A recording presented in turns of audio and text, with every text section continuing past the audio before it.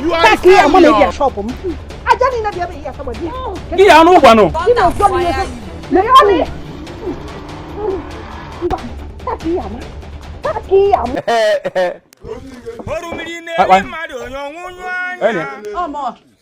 You going to put on there? It's going to go. I want a minute. What a minute be ya? He shock you.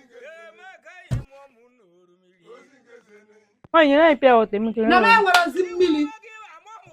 But I knew you were going to go. I can't do that. I can't do it. I don't have your phone. I'm okay. Not saying I'm ready. Okay. I'm okay now.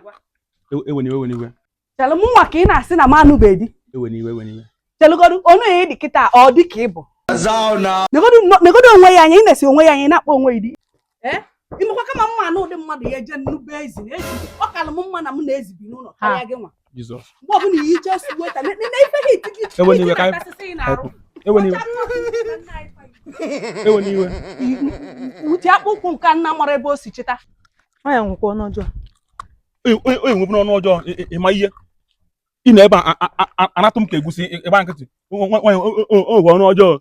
Piero can go. I walk on to talk like I'm so open up a yinga kuanya. I don't know you. Asonamanya, Master, Jennifer, come here. Bunyabu.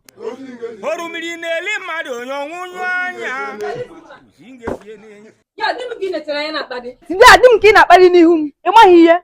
I'll go my here. It's not because I get Pataniro. It's not because I get Pataniro. Ndidi agaba.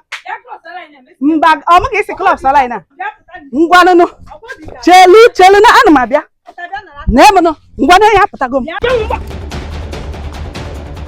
That's it when you what is that jankete? Ya no one no.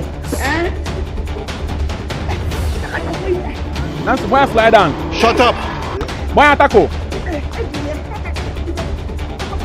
Just make You are a failure. You are a failure. I'm going to get shop. I don't know the other here somebody. Yeah, I know one. You know what? Leone. Taki ya monyambo. Ela tem jogo.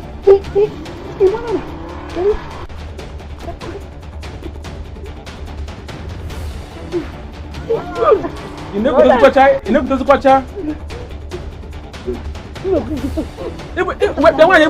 ebuka na ocho.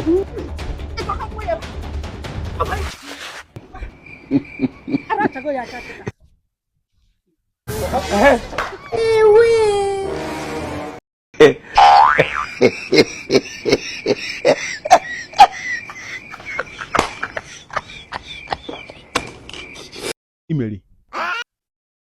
Comment on imeri? Comment on explique? Now again, boy. I go buy fly down.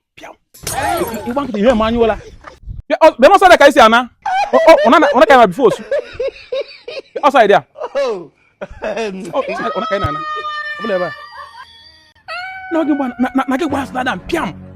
Or you make cargo. Oh my cargo say I go be God have mercy. It's man. You know manual. Each hour secretary. I'm so that each kenga alose. If we're gonna a geo, nchita concept about Badaka.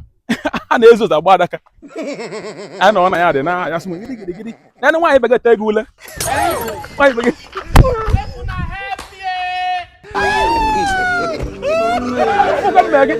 that's right.